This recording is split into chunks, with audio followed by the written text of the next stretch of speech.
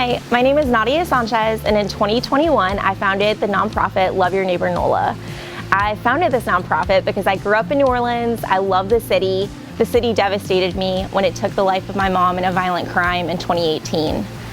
After recovering from the loss of my mom and the traumatic brain injury suffered by my husband, I founded this nonprofit to try to make New Orleans the city we all know and love. In November of 2018, my mom was invited on a missions trip to Samoa. As a survivor of domestic violence, she was able to speak on a forum in Samoa to other survivors of domestic violence and women looking for a way out of that life. She was so happy to have that first experience on her own, being in ministry and ministering to people who experienced a life similar to hers, heartache and despair and feeling like there was no end in sight. In November, she came back from that missions trip, and my stepdad asked her to go out on a date since she had been gone for 2 weeks. They missed each other, obviously, so they went on a date in New Orleans. I and my husband kept my younger brother and sister while they were on their date. My mom texted me that evening around 7:30 saying they were leaving the restaurant, they were on their way back to pick up my brother and sister, sorry they were running late. No big deal, Mom. I was putting my 1-year-old down to bed when I heard her come in through the side door to pick up my brother and sister. Her and Christian, my husband, were talking in the kitchen. I just laid in bed with my baby, waiting for her to fall asleep. I heard my brother and sister making some noise outside. I thought they were kind of playing and roughhousing. I actually laid in bed and laughed a little bit. Just at them being kids and being so wound up, even though it was a school night. And then suddenly I heard my mom screaming.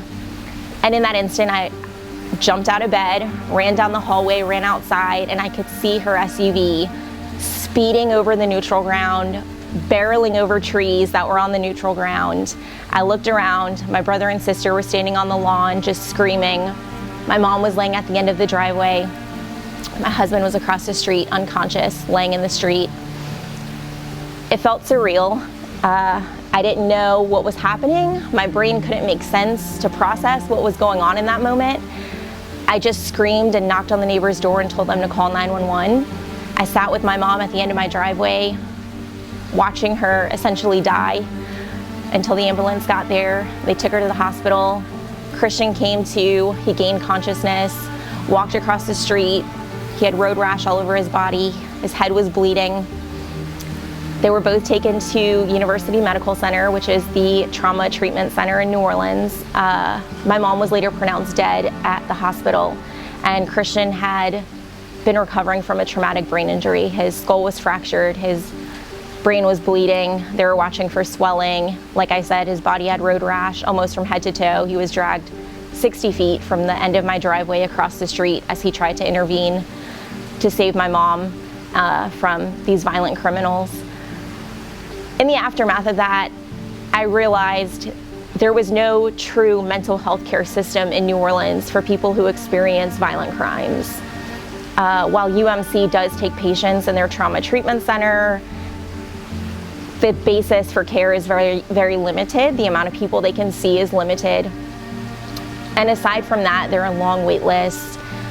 There aren't really many attainable or accessible community resources that people know about or have easy access to.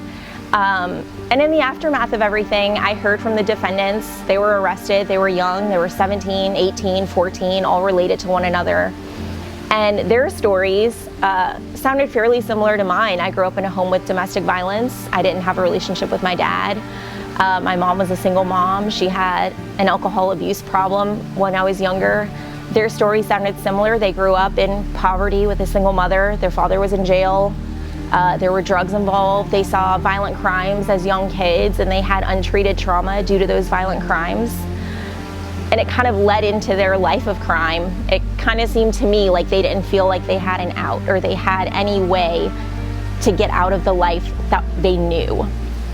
And it was really disheartening to me. I felt like maybe if their mom had a support system, if she had someone she could turn to ask for help, if when they were growing up, she said, I don't have money for diapers, I'm tired, my kids aren't in daycare, this terrible event just happened and I don't know what to do about it. Who can they talk to? Where can they go? Maybe if she had that, maybe our outcomes would be different, hers and mine.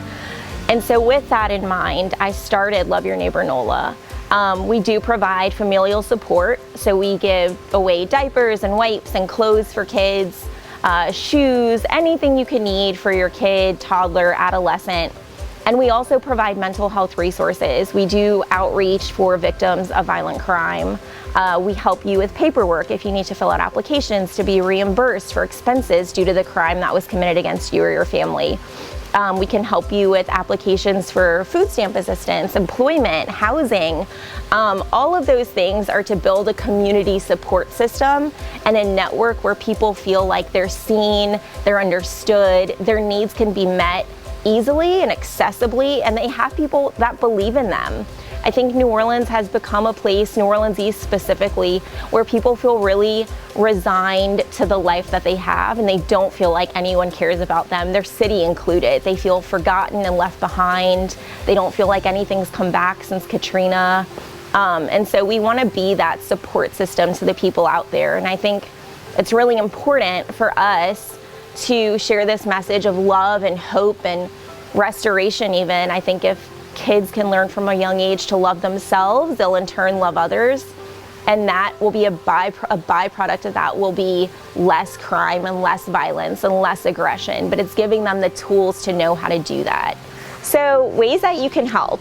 We need lots of help. We need monetary donations so that we can maintain a safe space for people to come to and get the items that they need. That helps us provide local resources to them, like mental health professionals that can use our office to do consultations, giving away diapers and wipes. We need those contributions too. We need the diapers and wipes and all the goods that we give away. You can buy those through an Amazon link on our website. So that's another way that you can help and donate. If you don't want to give just a monetary donation, you can donate physical items. We also take gently used items, open packs of diapers that your kids have outgrown. We'll take those off your hands and give them to a family that needs them. We also need time and talents and abilities. We need people with skill sets that can help us provide classes, parenting classes. Are you a mental health specialist? Do you know where people can get trauma treatment? Do you have the resources to plug them in those certain situations where they may feel like they don't have any help or they don't have the resources they need? Are you someone that can come and just pass out goods and pray with people when they come and let them know that there is hope on the other side of a really seemingly hopeless situation? Whatever way you feel like you can contribute, we do have a link on our page for donations, and we have a link to get involved. Both of those pages will show you where you can go to give specific types of donations. If you want to donate clothes, there's a link for that. If you want to donate time, there's a link for that. If you want to donate money, there's a place for that too. There's a place for everyone in a way that they want to give back, and we're welcome to all people who want to come and help us just make New Orleans a better place.